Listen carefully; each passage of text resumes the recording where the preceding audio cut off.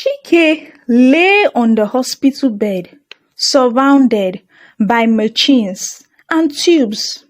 His once strong body was now frail, and his face was filled with despair. The billionaire, who once controlled everything, now couldn't even control his own life. Doctors and nurses moved around him, whispering updates, but none of them brought good news. Every time his wife, Nneka, walked into the room, she wore a fake smile. She would pat his hand, say a few comforting words, and then step out to take calls. Unknown to Chike, those calls were about selling off his properties and securing her visa to leave the country. She had no intention of staying by his side.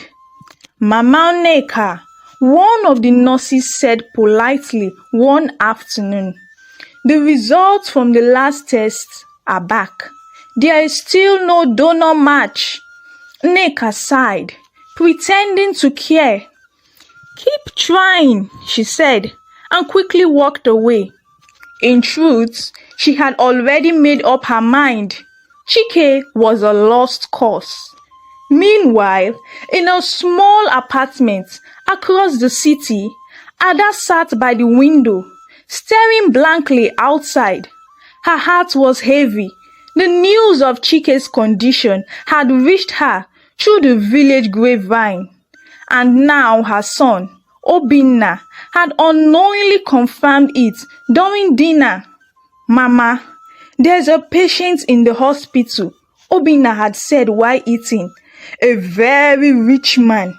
His kidneys have failed and he's in bad shape." Ada's spoon froze mid-air. "What's his name?" she asked, trying to sound casual. "Chike Okafor," Obinna replied.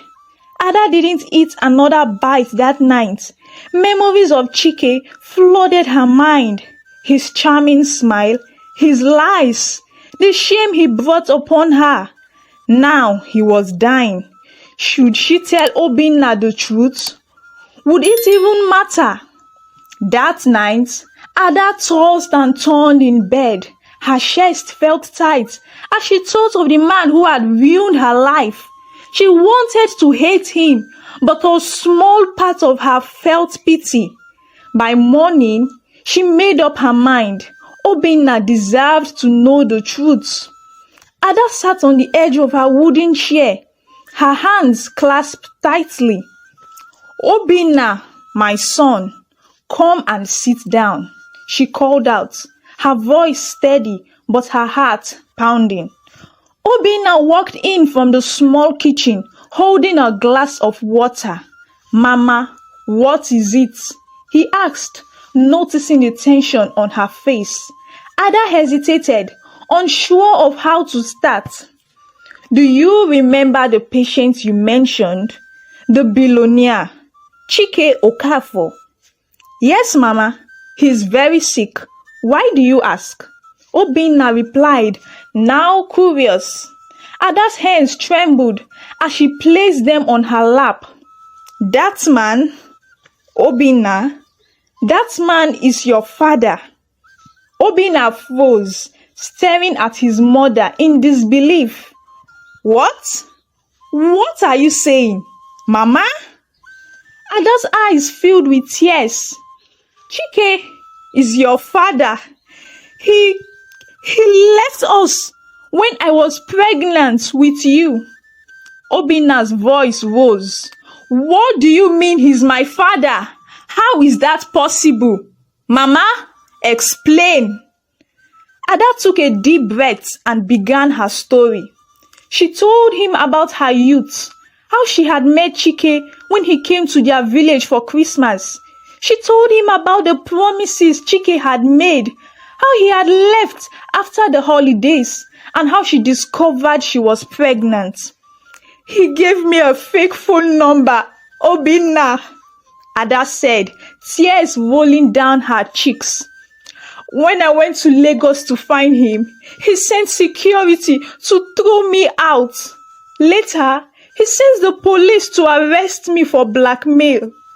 Obinna was silent, his hands gripping his knees tightly. I didn't want you to grow up knowing that kind of man, Ada continued. But now, he's here, in your hospital. He needs a kidney. Obinna, and you might be the only match. Obinna stood up abruptly, his face flushed with anger. Mama, after everything he did to you, after everything you've been through, and now he wants me to save him? Obinna, Ada said softly, her voice breaking. I'm not asking you to save him. I'm only telling you the truth, because you deserve to know. The choice is yours. Obinna shook his head, pacing back and forth. That man doesn't deserve anything from us, Mama. He abandoned you. He abandoned me. Why should I help him? Ada didn't respond immediately. She just looked at her son with tired, sad eyes.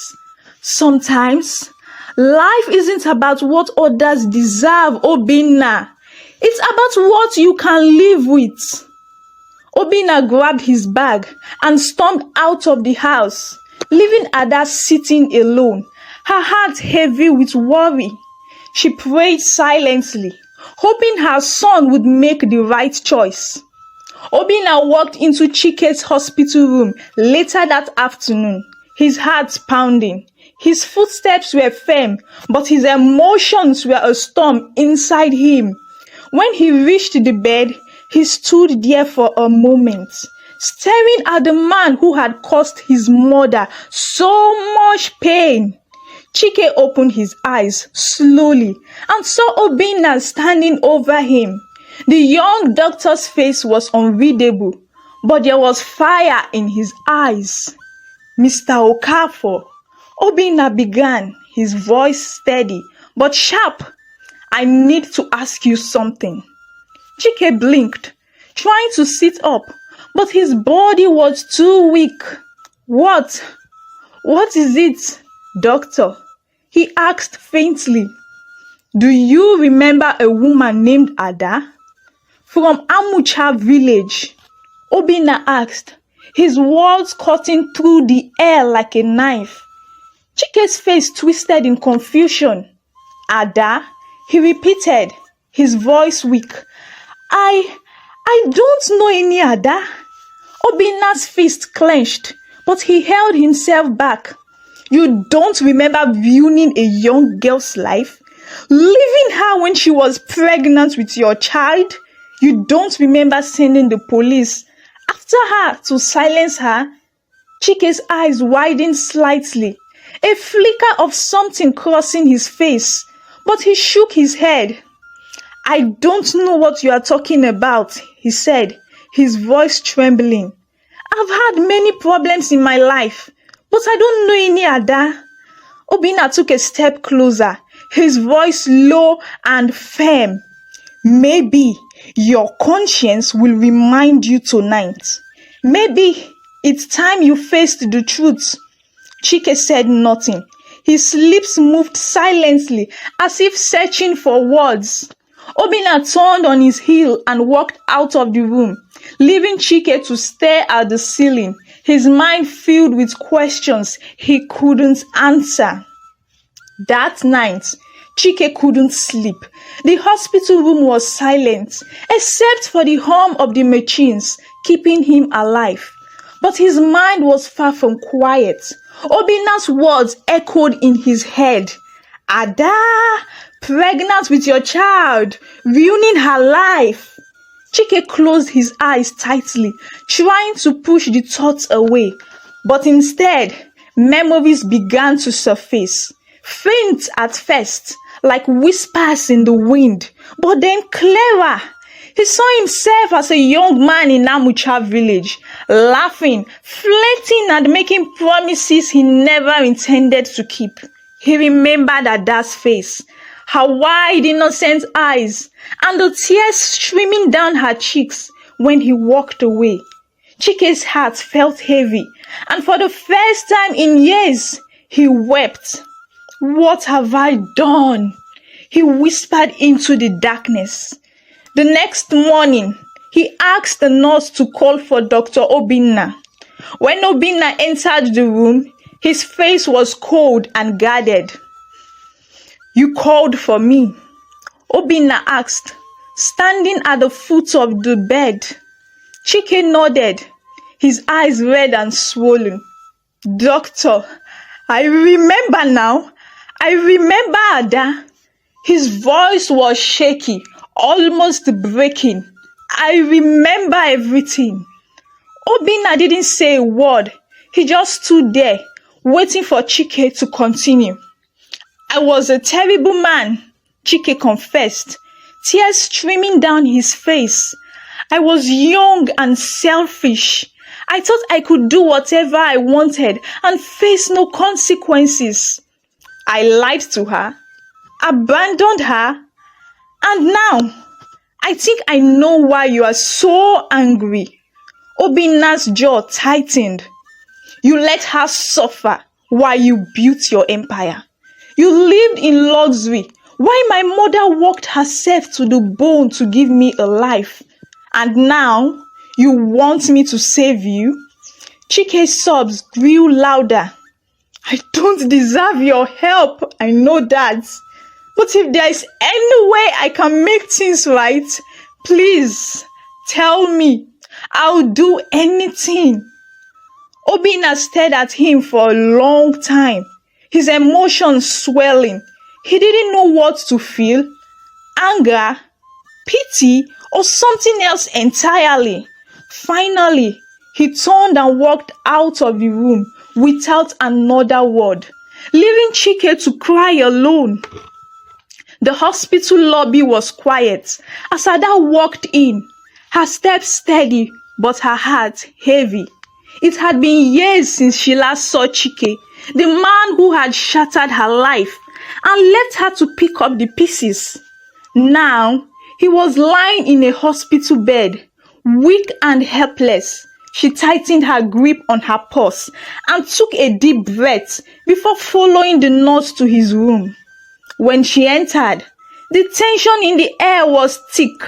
Obinna stood in the corner of the room, his face hard, his arms crossed.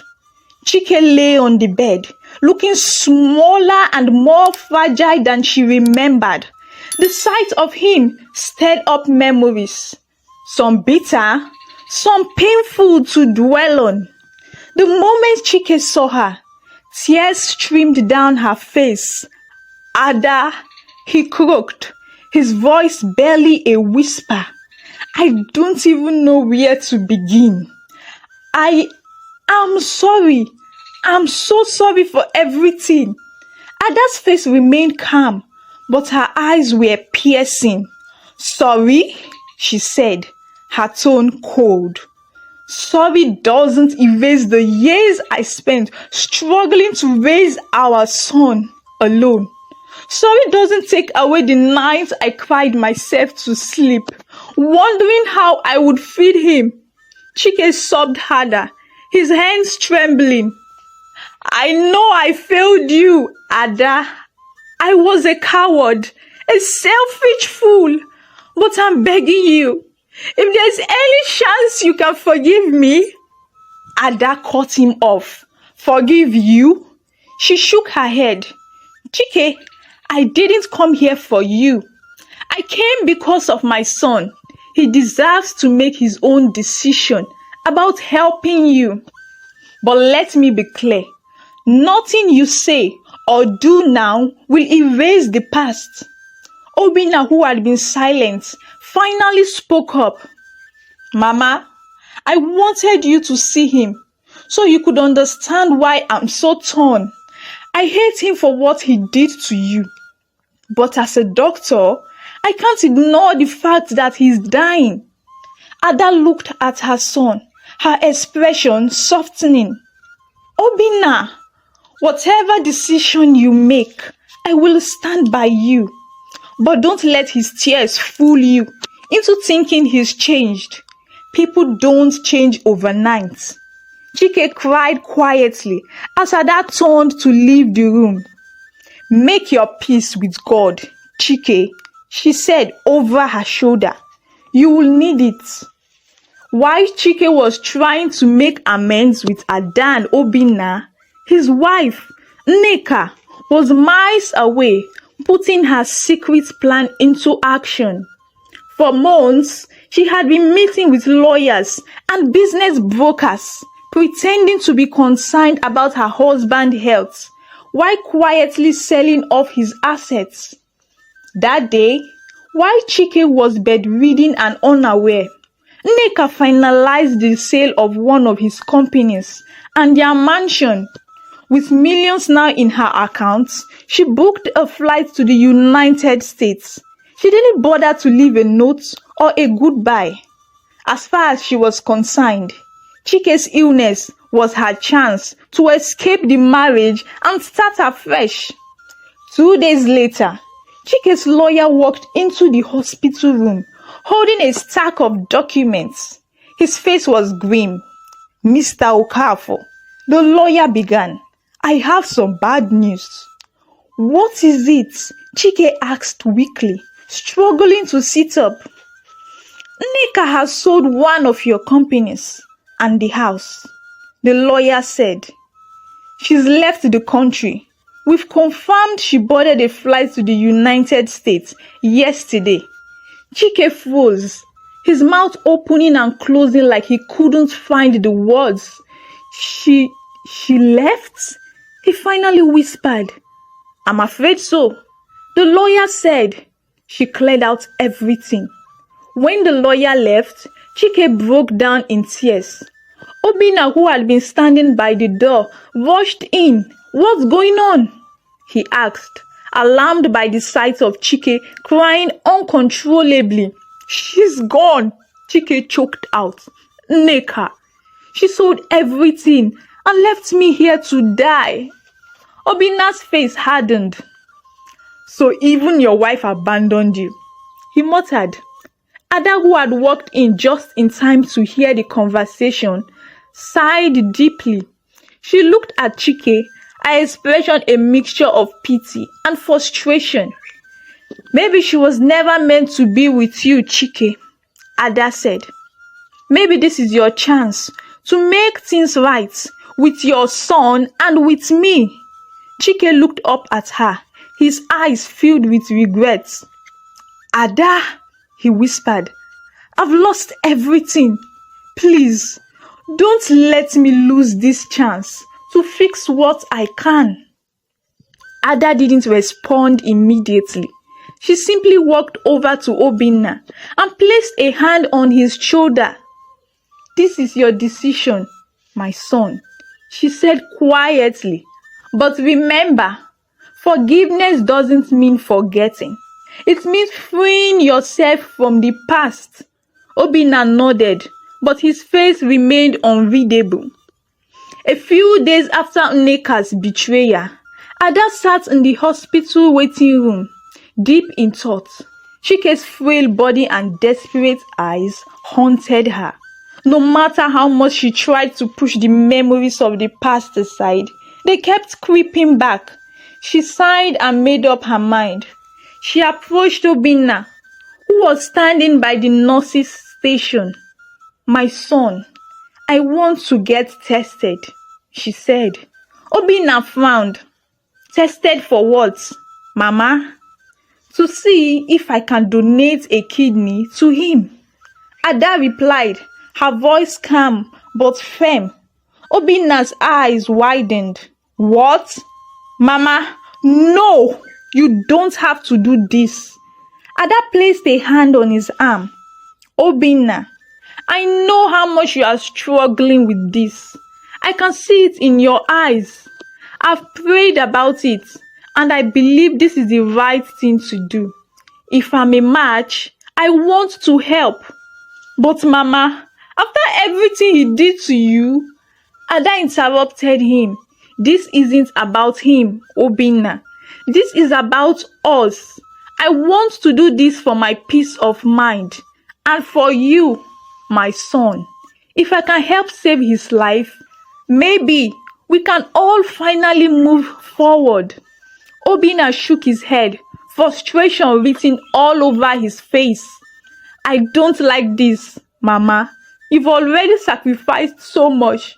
Why should you give up even more for him?" Ada smiled softly. "Because forgiveness is not for the other person, it's for you. And sometimes you have to do the hard thing to heal." Reluctantly, Obinna agreed to let the test be done. A few days later, Ada and Obinna sat in the doctor's office, waiting for the results. The doctor walked in with a warm smile. "Mrs. Ada, I have good news. You're a perfect match." Obinna leaned back in his chair, running his hands through his hair. "Mama, you really don't have to do this," he said again, his voice softer now. "I've made up my mind, Obinna," Ada said firmly. "I will give him my kidney." The day of the surgery arrived. Ada lay on the hospital bed, dressed in her surgical gown. Obinna sat beside her, holding her hand. "Mama, are you sure about this?" he asked, his voice shaky.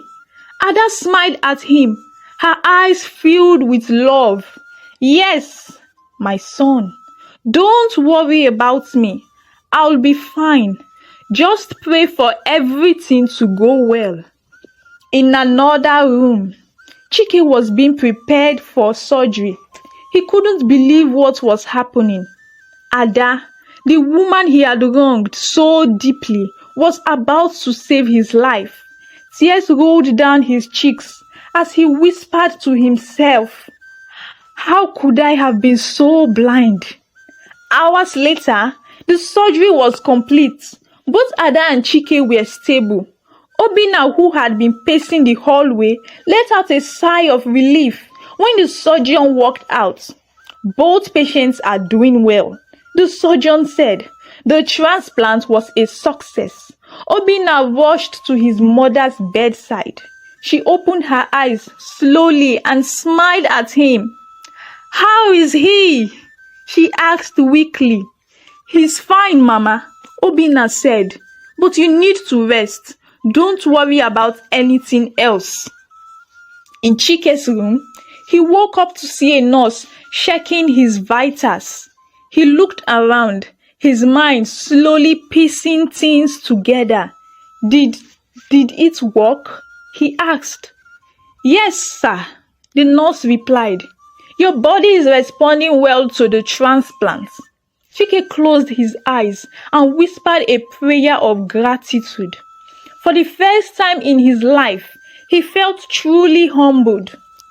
The next day, Obinna brought Ada to Chike's room in a wheelchair. When Chike saw her, tears filled his eyes. He tried to sit up, but his body was still weak. "Ada," he said, his voice cracking, "you saved my life. I don't deserve this. I don't deserve you." Ada looked at him, her expression calm. "Chike, I didn't do it for you. I did it for my son and for myself. I want to move on from the past." Chike nodded, tears streaming down his face. "Thank you, Ada. I will spend the rest of my life trying to make things right." Obinna stood in the corner, watching the scene unfold. He didn't know what the future held, but one thing was clear. This was a moment none of them would ever forget. The days after the surgery were filled with emotions, relief, reflection, and a slow rebuilding of broken bridges. Chike sat up in bed, his strength returning little by little. Obinna entered the room, carrying a file. "Doctor," Chike said weakly, "I owe you my life. I don't know if I'll ever be able to repay you and your mother." Obinna sat down, keeping his voice steady. It's not about repayment, Mr. Okafor. It's about accountability. You hurt my mother, and because of that, you hurt me too. You abandoned us. Chike's eyes filled with tears, his hands trembling. I know, Obinna. I was a different man then. A selfish, arrogant man who didn't see beyond himself. But now, I've seen what truly matters, and that's family. Obinna sighed. It's easy to say all that now when you are lying on this bed. But what about when you live here? Will you still care? Or will you go back to your old ways? Chike shook his head. I promise you, Obinna, I'll spend every day making it up to both of you. I've already started making changes to my will. My worth is nothing without you and your mother. Several weeks passed, and Chike grew stronger. Ada stayed by his side, though she still kept her distance emotionally. She was kind but guarded, knowing that trust would take time to rebuild. One afternoon, Chike asked to see both Ada and Obinna together. They gathered in his hospital room, the atmosphere heavy with unspoken words. Chike looked at Ada, then at Obinna. I've made a decision, he began. Everything I own, I'm dividing it between the two of you. Obinna, you are my son, and you deserve the life I never gave you. Ada, you are the woman who saved me. Even after all the pain I caused you, you deserve happiness and peace. Ada frowned slightly. Chike, I didn't save you for your money. I did it because it was the right thing to do. I know, Chike said, his voice breaking. But I want to do this. I need to do this. It's the only way I can begin to fix what I destroyed. Obinna, who had been silent, finally spoke. I don't care about the money, Mr. Okafor. What I want is for my mother to be treated with the respect she deserves. That's more important to me than anything else. Chike nodded, his face solemn. You have my word, Obinna. I will spend the rest of my life honoring your mother and being the father I should have been. Before anyone could say more, a knock came at the door. A lawyer entered, carrying documents. Mr. Okafor, everything is ready for your signature, he said. Chike signed the papers, officially transferring part of his wealth to Ada and Obinna. The lawyer left, leaving the three of them alone. Ada stood up, her eyes filled with tears. Chike, she said softly, thank you for this. But remember, forgiveness isn't something that happens overnight. It's end. You will have to work hard to prove yourself. I understand, Chike replied, and I'm ready to do whatever it takes. As Ada and Obinna left the room, Chike leaned back in his bed, a small smile on his face. For the first time in years, he felt hope. What's next for Chike, Ada, and Obinna? Will Chike truly change, or will old habits resurface? And how will Ada and Obinna navigate their new reality? If you want to find out what happens, comment, continue the story below. Don't forget to like, subscribe, and turn on the notification bell so you won't miss the next episode. Chike